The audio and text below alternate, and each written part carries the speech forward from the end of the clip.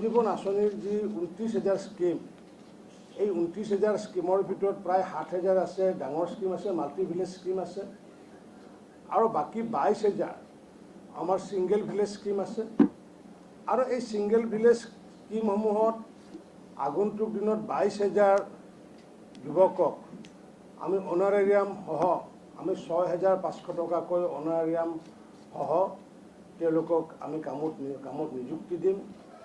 আৰু এই 22,000ৰ ভিতৰত ইতিমধ্যে যিসকলে কৰ্মৰত হৈ আছে, যি আমাৰ অবৈতনিক শ্ৰমিক বুলি কওঁ বা অস্থায়ী শ্ৰমিক বুলি কোৱা হয়, সেইসকলে কেইবা হাজাৰ ব্যক্তিয়ে, কোনোবাই মাটি দান কৰা ব্যক্তিয়ে হওক, তেওঁ কৰ্মৰত অৱস্থাত আছিলে।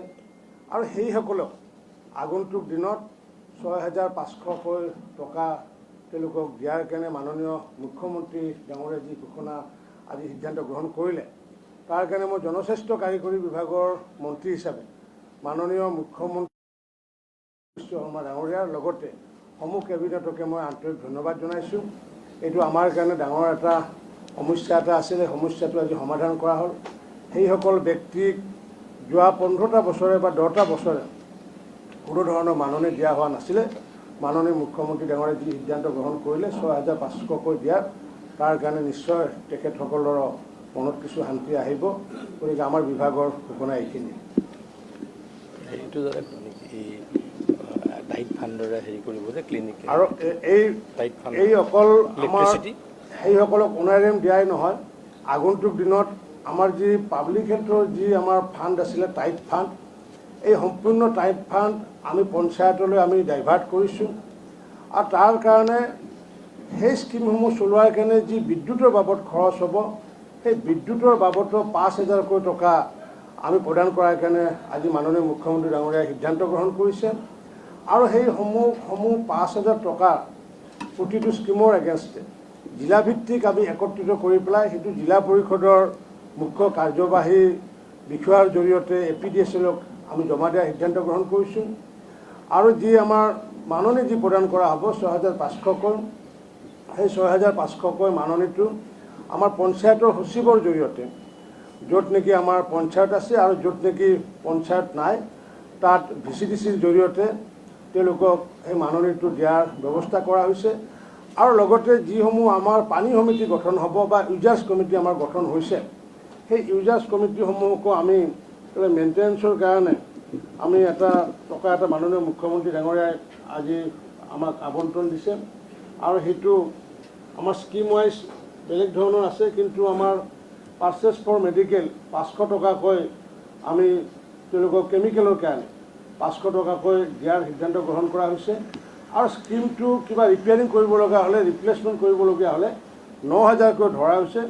অৰ্থাৎ সৰ্বোচ্চ 14,000 টকা প্ৰতিটো স্কিমৰ বিপৰীতে আজি মাননীয় মুখ্যমন্ত্ৰী ডাঙৰীয়াই কেবিনেটৰ জৰিয়তে অনুমোদন জনোৱাৰ ফলস্বৰূপে আগন্তুক দিনত চিৰদিনৰ কাৰণে আমাৰ এই স্কিমবোৰ ঠিকে থাকিব, এবাণ্ডেণ্ট নহ'ব। আৰু আগন্তুক 5টা বছৰ পিছত ইউজাৰ্ছ কমিটিয়ে লাহে লাহে সেইখিনি দায়িত্ব গ্ৰহণ কৰিব।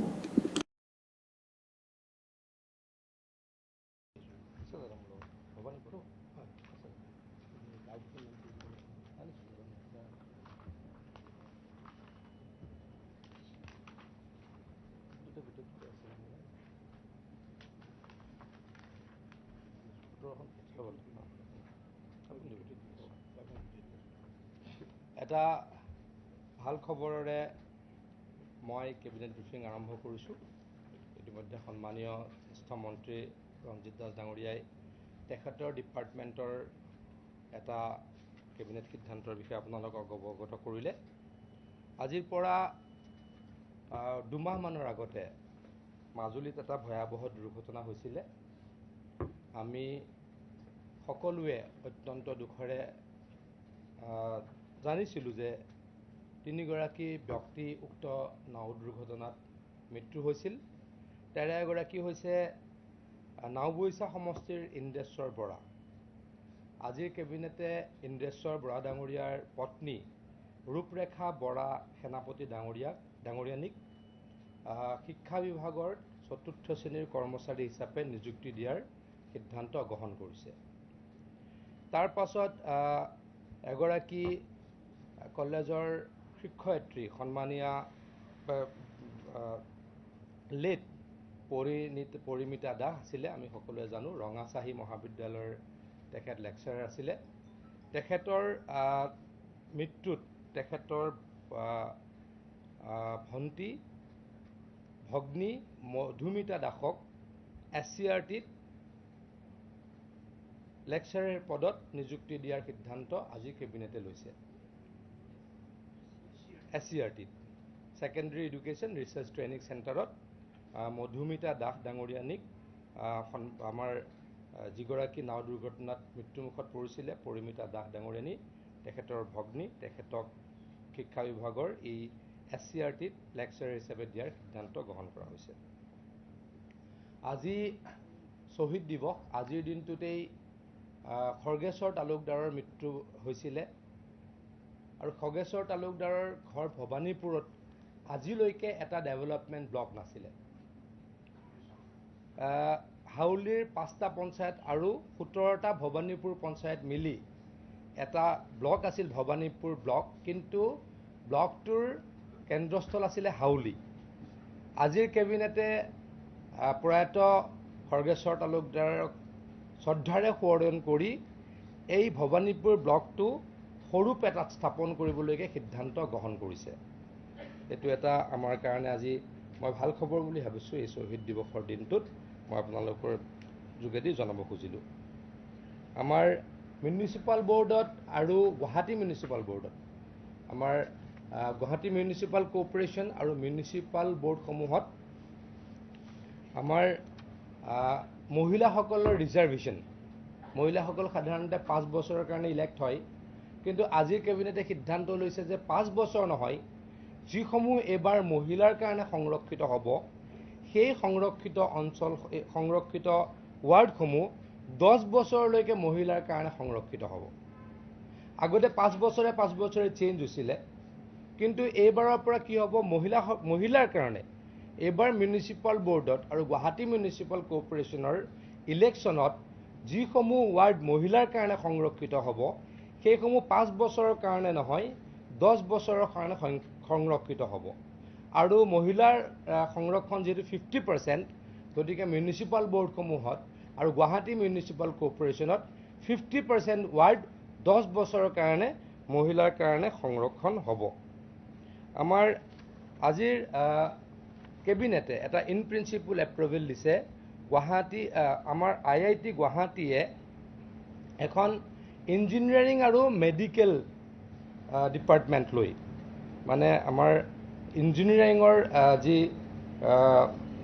ইঞ্জিনিয়াৰিঙৰ ছিষ্টেম আৰু মেডিকেল ইনোভেশ্যন, তাক মই আকৌ কৈ দিছোঁ, honourable cabinet grant in principle approval for partnership with IIT Guwahati to explore possibility to establish a high-tech super specialty hospital which shall promote research in medicine through technical innovation.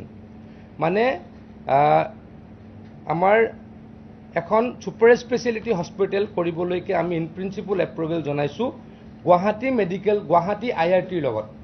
Assam চৰকাৰ আৰু গুৱাহাটীৰ IITয়ে এখন super speciality hospital স্থাপন কৰিবলৈকে চেষ্টা কৰিব। তাৰ কাৰণে ইন প্ৰিন্সিপল আমি এপ্ৰুভেল দিছোঁ আৰু যাৰ খৰচ হ'ব অতি কমেও 300 কোটি টকা আৰু যাৰ যোগেদি আমি which will shall promote research in medicine through technical innovation, মানে ঔষধ বা মেডিকেল ইনোভেশ্যন মেডিকেলৰ যি সুবিধা মেডিকেলৰ যি উদ্ভাৱন টেকনিকেল ইনোভেশ্যনৰ যোগেদি কৰাৰ কাৰণে আমি চেষ্টা কৰিম। এই ক্ষেত্ৰত আমি আজি কেবিনেটে এটা গুৰুত্বপূৰ্ণ সিদ্ধান্ত লৈছোঁ। আমাৰ কেবিনেটে আজি যিসকল আমাৰ অসমৰ এণ্টাৰপ্ৰিনিয়ৰ সেইসকলক সহায় কৰিবৰ কাৰণে বুষ্ট আপ কৰিবৰ কাৰণে কেইবাটাও এটা গুৰুত্বপূৰ্ণ সিদ্ধান্ত লৈছে ইনচেণ্টিভ দিয়াৰ। আমাৰ মাজত ইণ্ডাষ্ট্ৰি ডিপাৰ্টমেণ্টৰ প্ৰিন্সিপাল ছেক্ৰেটাৰী KK দ্বিবেদী ডাঙৰীয়া আছে। দ্বিবেদী ডাঙৰীয়াই সেই সম্পৰ্কে আপোনালোকক ব্ৰিফ কৰিব। Thank you, sir. Today, Cabinet has taken a very important decision. আজি কেবিনেট এটা বহুত গুৰুত্বপূৰ্ণ নিৰ্ণয় লৈছে। Assam procurement preference policy 2021 approve কৰা হৈছে This policy is basically effort to strengthen the Atmanirbhar Bharat, Atmanirbhar Assam initiative. ইয়াত আমি প্ৰপ'জ কৰা হৈছে যি স্মল আৰু মাইক্ৰ' এণ্টাৰপ্ৰাইজ আছে তেওঁক গভৰ্ণমেণ্ট যি প্ৰকিউৰমেণ্ট কৰিব তাত প্ৰকিউৰমেণ্ট মে 20% প্ৰাইচ প্ৰেফাৰেঞ্চ দিয়া হ'ব ধৰক এতিয়া নন স্মল আৰু মাইক্ৰ' ইণ্ডাষ্ট্ৰী যেতিয়া কিবা ৰেট কোট কৰিছে আৰু যি স্মল আৰু মাইক্ৰ' ইণ্ডাষ্ট্ৰী কোট কৰিছে 20% কম হ'লেও দেখতে এই যি আমাৰ স্মল মাইক্ৰ' ইণ্ডাষ্ট্ৰী আছে they will get preference and suppose at a big industry is getting 100 rupees tetia to micro small 120 rupees price preference pabo 120 quote korileo they will get the preference so 20% price preference diya hobo plus 25% the total quantity tender value ase that will be given to L1 amar ji price preference diya jabo micro small industries or 75 ji L1 ase teok diya jabo so demand order kora jabo that 25% will go to micro small industry and 75% will go to L1 if L1 is not the micro and small industry etu arrangement but that kisu condition thakibo ji micro small industry ase they should have their headquarter here in Assam. Aru 90% employment local dibo lage etu condition thakibo if they fulfill this condition and tetie they eligible hobo etu preference pabole लगते আজি এটা আৰু গুৰুত্বপূৰ্ণ নিৰ্ণয় হৈছে cabinet is of doing business যি আমাৰ initiative আছে তেওঁক আৰু সিম্পলিফাই কৰা হ'ল আৰু সুদৃঢ় কৰা হৈছে য'ত নোটিফাইড ইণ্ডাষ্ট্ৰিয়েল এৰিয়া আছে या ডিম নোটিফাইড ইণ্ডাষ্ট্ৰিয়েল এৰিয়া আছে তাত কোনো যেতিয়া ইণ্ডাষ্ট্ৰি লগাবলৈ যায় unit they can apply to the designated officer আৰু ডেজিগনেটেড অফিচাৰ উইদিন 1 month বিভিন্ন ডিপাৰ্টমেণ্ট পৰা ৰিকমেন্ডেশন লৈ ভিউজ কমেন্ট লৈ permission clearance gotai bastu e takhte dibo so unit will not be required to go to different offices dharok labor pollution different department jo darkar nai they will apply to the designated officer within 1 month to permission clearance dibo dharok ek ma bhitre jetia department agency permission views ni diye tetia within 1 month it will be deemed recommended or ek ma bhitarte a designated officer to permission clearance dibo that means ki এতিয়া যি কোনো industry লগাবলৈ যায় within 1 month all the permission clearance will be given to them এটো এটা বহুত महत्वपूर्ण মই আশা কৰিছো ইয়াৰ যোগেদি ইয়াত ইণ্ডাষ্ট্ৰিয়েলাইজেশ্যন প্ৰসেস এক্সেলাৰেট হ'ব আৰু এটা ধুনীয়া ইকোসিস্টেম ইয়াত ক্ৰিয়েট হ'ব and ease up doing business initiative more strengthen hobo thank you মানে এতিয়াৰ পৰা মই আকৌ এবাৰ ক'ব খুজিছো যে এতিয়াৰ পৰা যদি এটা ইণ্ডাষ্ট্ৰিয়েল ষ্টেটত কোনোবাই ইণ্ডাষ্ট্ৰি লগাবলৈ যায় গঠন কৰিবলৈ যায় তাত যিজন ডেজিগনেটেড অফিচাৰ্ছ থাকিব তেওঁৱে গোটেইখিনি যিখিনি সাৰ্টিফিকেট লাগে যিখিনি পাৰমিশন লাগে তেওঁৱে উলিয়াই দিব এতিয়া মানে ইণ্ডাষ্ট্ৰি লগাবলৈ যোৱা মানুহজনে বেলেগে ঘূৰি ফুৰিব নালাগে এটা বহুত ইজি হৈ যাব আগতকৈ আৰু তেখেতে যিটো প্ৰথম কৈছে যে কোনোবা এটা কামত কোনোবা এটা ধৰিলতে এটা ঔষধৰ টেণ্ডাৰত এজন আমাৰ যেহেতু গ্লোবাল টেণ্ডাৰ হয় বা ন্যাশনাল টেণ্ডাৰ হয় ভাৰতবৰ্ষৰ গোটেই ইণ্ডাষ্ট্ৰিসমূহে আহি মাৰিব পাৰে বা ফাৰ্মে মাৰিব পাৰে কিন্তু লোকেল এণ্টাৰপ্ৰিনিয়ৰে তাক কম্পিটিশ্যন কৰিব নোৱাৰে কাৰণ তেওঁলোকৰ ৰেট কমি যায় গতিকে যদি তেনেকুৱা টেণ্ডাৰ হয় যদি L1 জন যদি দিল্লীৰ পৰা আহি L1 হয় 100 টকা আৰু আমাৰ যিজন এণ্টাৰপ্ৰিনিয়ৰ তেওঁ 120 টকা মাৰিলেও তেওঁ কামটো পাব গতিকে আমি আজি আমাৰ লোকেল যিসকল এণ্টাৰপ্ৰিনিয়ৰ বা ইণ্ডাষ্ট্ৰিয়েলিষ্ট তেখেতলোকক বুষ্ট আপ কৰাৰ কাৰণে এটা অত্যন্ত গুৰুত্বপূৰ্ণ সিদ্ধান্ত হাতত লৈছো আৰু এটা লাষ্ট মোৰ আছে আজিৰ কেবিনেটে construction of 9 numbers of model college in 8 district এখন হল সুনাই ইন কাছাৰ এখন হল বৰপেটাৰ চেঙাত এখন নগাঁৱৰ ব্ৰতদবাত এখন দৰঙৰ পশ্চিম মঙলদৈত এখন গুলুকগঞ্জত এখন জলেশ্বৰত এখন চাপৰ চলকুচাত এখন হাইলাকান্দি আৰু আৰকে নগৰত মুঠতে 9খন মডেল মহিলা কলেজৰ কাৰণে 207.51 কোটি টকাৰ আজি এপ্ৰুভেল দিছে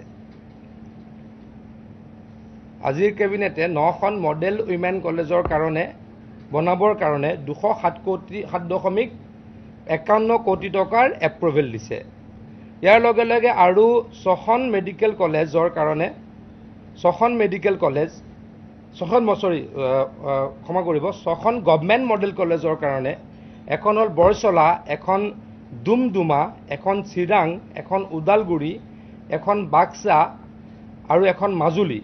এই 6খন গভৰ্ণমেণ্ট মডেল কলেজৰ কাৰণে 103.73 কোটি টকাৰ অনুমোদন দিছে। আৰু কনষ্ট্ৰাকশ্যন অফ 3 ইঞ্জিনিয়াৰিং কলেজেছ 3খন ইঞ্জিনিয়াৰিং কলেজৰ কাৰণে এখন ডাংটল ইন বঙাইগাঁও, এখন বঙাইগাঁৱত, এখন শুৱালকুছিত আৰু এখন বিহালীত বনাবৰ কাৰণে 164.15 কোটি টকাৰ অনুমোদন দিছে। মুঠতে আজি আমাৰ 9খন মডেল উইমেন কলেজ, 6খন গভৰ্ণমেণ্ট মডেল কলেজ আৰু 3খন ইঞ্জিনিয়াৰিং কলেজ বনাবৰ কাৰণে আজিৰ কেবিনেটে 475.39 crore টকাৰ এপ্ৰুভেল দিছে। 475.39 কোটি টকা। 3খন মডেল উইমেন কলেজ 9খন মডেল উইমেন কলেজ, 6খন government medical college model college